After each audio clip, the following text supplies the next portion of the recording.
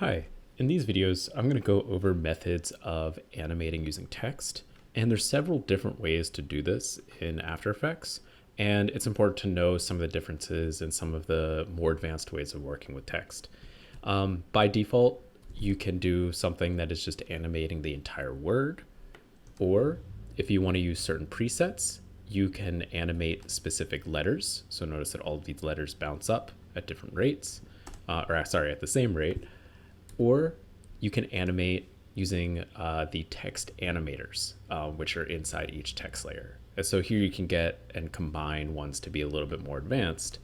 And when you combine all of these together, you can get something that is actually, I think, pretty exciting. And so I'm going to go through a couple of these examples of how to make something like this. And in this first one, I'm going to start off with just animating with basic keyframes because I think this is important. So to do something like this, I'm going to hide my text layer to begin with. You can either go to the text tool at the top, or you can right click inside this window here, inside the timeline window, and go to New and Text. And what that does is it puts it directly in the center of your screen. So this can be a good method of working. And if I do something here like the word design, and let's change this to have regular spacing. And so notice that I've got the character panel on the side over here, or you can always go to window and character. And in addition, you also have the paragraph panel here as well. And that can change things like whether you want it to be in the center. So notice it's starting from this moment here, from the edge of our box, which if we look at this, the edge of our box is there. But if we change it to be in the center, notice that it moves it over. I'm going to change the tracking on this back down to 0. And let's change the color to white. I'm going to go with all caps here just because I think that'll look. So we'll stick with this word design. Now, you can change anything you want, such as the size of the font, the height of the letters, and depending on what font you're using, you can use whatever setting you like, right? Let's change this to book. Notice, however, one thing is if I zoom in, you'll see that my anchor point, I'm going to go to my arrow tool. My anchor point for my word is set at the very bottom, at the bottom of the line of text. Now, if I do something like scale, it's going to scale up from that point. And maybe that's something that you want, but maybe you want it to scale up from the center of the word, or you want it to rotate around the center of the word. So if I have a rotation set, notice that it's rotating around this specific anchor point. Let's get it back to 0. If I want this to be in the center, again, go to either the pan behind tool, and if you click and drag on the shape while holding down Control or Command, it will snap into place. Or you can always go to Layer, Transform, and Center Anchor Point and Layer Content. And that will put it directly in the center. So now when I rotate, it rotates it around the center point. So there's certain times you may want to have it on the sides, or you may want to have it at the bottom, but for our case, I'm going to put it directly in the center.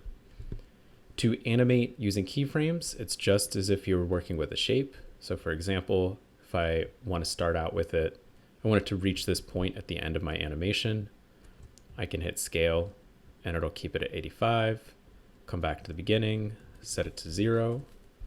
And now when I press play or spacebar, it will come up. And notice it's a little bit offset. So maybe one thing I want to do is go to my align menu and inside composition, set it to be in the very center like this. So now we'll get this to pop up. All right, and let's give us a little bit of space on the back end. So I'm changing the work area just to be 2.5 seconds. All right, now that's fine. It's kind of a little boring. So what I might do is, what if I wanted to add something like a little bounce on the end? What I can do is zoom into my timeline, and you can think about the idea of a bounce where something rises up, and then bounces down. And so if I come and I go right before my timeline here, or the right before my last keyframe. So this is at 85%. What I can do is come a little bit before it and overshoot that 85. So if I went to something like 90, it's going to get bigger and then slowly get a little bit smaller. So if I play this again, and I might actually want to shrink all of this down so they get a little bit closer, so it's a little bit faster.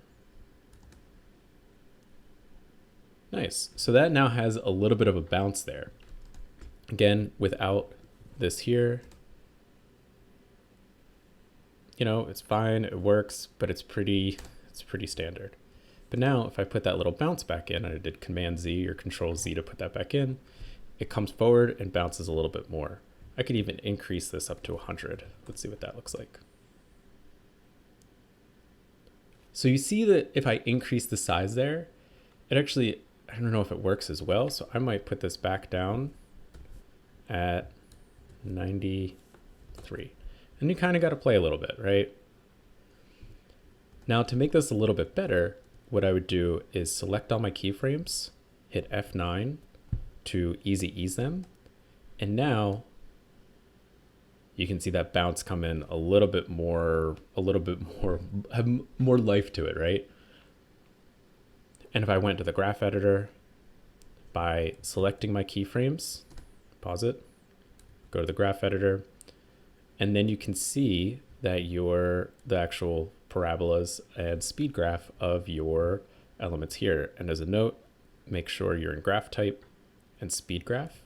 So if I were to change these, notice how by changing the speed, it comes up a little bit faster. I could slow down that bounce a little bit, or I could make it reach that one. Starts fast. Now that just has a little bit more life to it. So just through a couple changes, a kind of boring scale can have a lot more emphasis behind it. And so this is just working with plain old keyframes. In the next video, we're going to look at how to apply presets to affect the specific letters in your type.